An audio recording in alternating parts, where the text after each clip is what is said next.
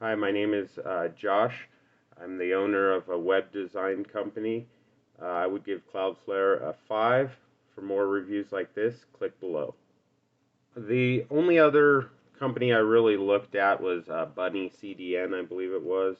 And the reason I didn't use it is because they didn't have a free portion of uh, their site, so there was no way to actually test it and see how it worked where Cloudflare had that.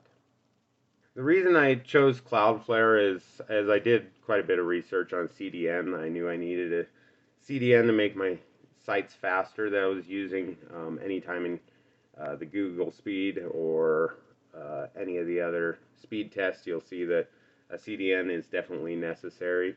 Um, at that point, I did some research. I actually saw that they had a free side of their site that you could use that had great features, and then you could go up from there if you needed more.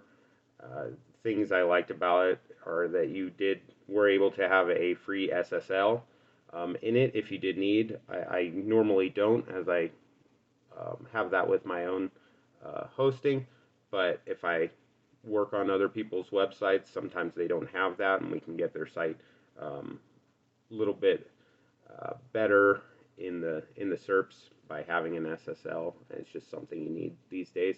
The other thing is just the CDN um, and the caching that they allow. Um, the caching just so you can speed up your site, the CDN, so different people in different countries or areas have faster, get to see your site faster.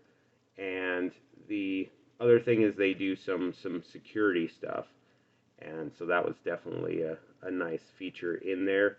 And the last thing I would say is that the setup is super easy. Basically, just go add a site, and it'll pull all the information from your current DNS uh, settings, and so you don't have to add all that in manually. And then you just put their DNS or their name servers into your domain registrar, and you're good to go.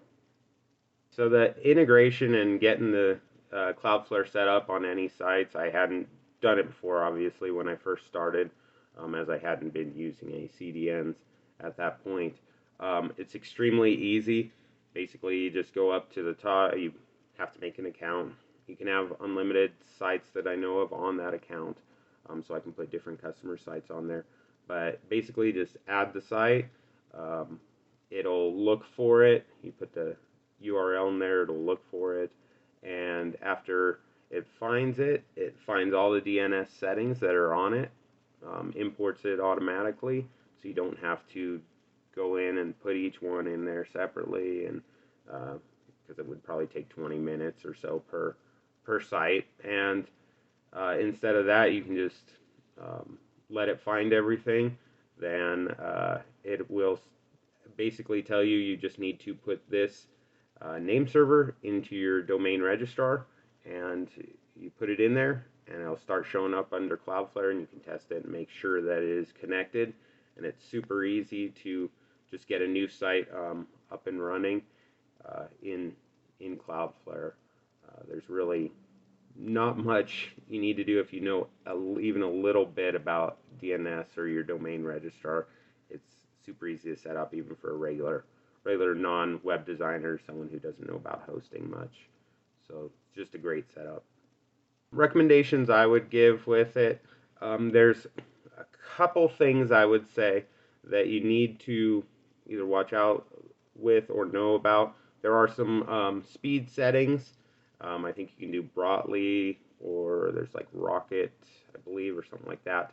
Um, you need to kind of test sometimes. I usually leave things on standard um, because those can make your site go haywire a little bit, and you need to know a little bit what you're doing, but usually the standard setup is just fine. Every now and then, you'll change a setting on your site, or like you'll change something on your site and it won't quite show up. You need to then clear the cache at that point of that. Maybe it's clearing the cache on your site as well as at Cloudflare.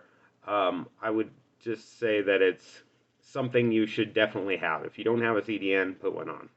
They have the free option, and that will work for. I don't think I've ever had to actually pay, but there are some really great features if you are wanting to pay and get more, especially on the security end of it, and some of the speed stuff, the images to compress them on that side. But if you just needed a CDN, it's by far the best way to go. Um, I believe it's unlimited bandwidth. It's really cool that it tells you how much bandwidth you saved. So if your hosting doesn't give much bandwidth, then you're saving bandwidth right there, and you're not going to have to be as worried about using your bandwidth for the month. And I would say most, like I said, most little sites can go with the free option. But if you have something more complicated, you have a big e-commerce site or something like that, you definitely probably want to go with at least the $20 one per month, just to give you a little more peace of mind and a little more features.